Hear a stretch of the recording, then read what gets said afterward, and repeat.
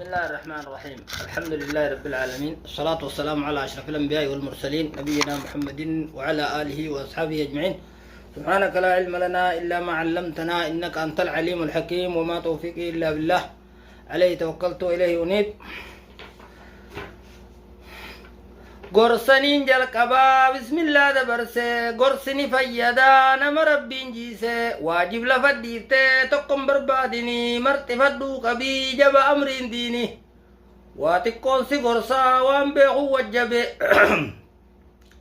قريتشا غافتو واني نما ديبه محمدون كينيا غاري أنبياتي أبان عبد الله ياتي أميناتي شيبة الحمد مو أخاقي نبي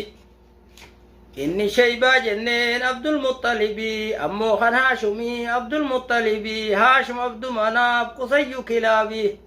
هاتي سيدي آمنة وهبي وهب عبد مناف ظهور كلابي أرمتي والقيا أبا هاتي نبي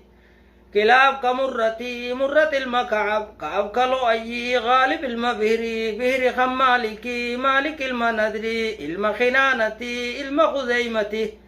ilma mudrikati kabaddu taratti mudarkha ilyas mudari hubaddu balayso mudarkha nizar kham'addi inni khadnani achitti qabaddu zurriya isani zurriya muhammad hanga adnanitti barunni wajjaba dira dubartitti gosti nabii keenya hundeen arabiyyi keeysaa zariin qurashiyyi keeysaa haashimtu faarfame haashimiyyi keeysaa nabiif maratame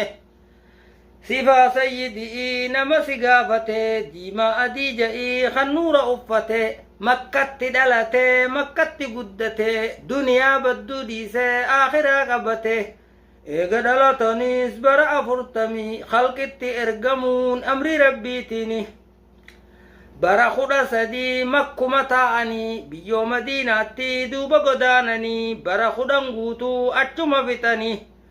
achuma du'anii achi qabramanii 63 umriinsaa guutame biyyoo aakhiraadhaa gaafa godaananii ummata ifiitiif amaanaa dhaamanii yaa ummata khiyyaa hadaraa ja'anii sunnaa koo qabadhaa salaata wajjinii hadiisaa fi qur'aan ana dhiisee jira amrii diin keeysanii wal gaafadhaa baraa waan kanaa beeysifne ammoo achi qaarii ilmaan nabii keenyaa maqaa isaanii bari ilmaan rasuul keenyaa beekomsi waajibii ilmaan sayyidii hundumtinuu torba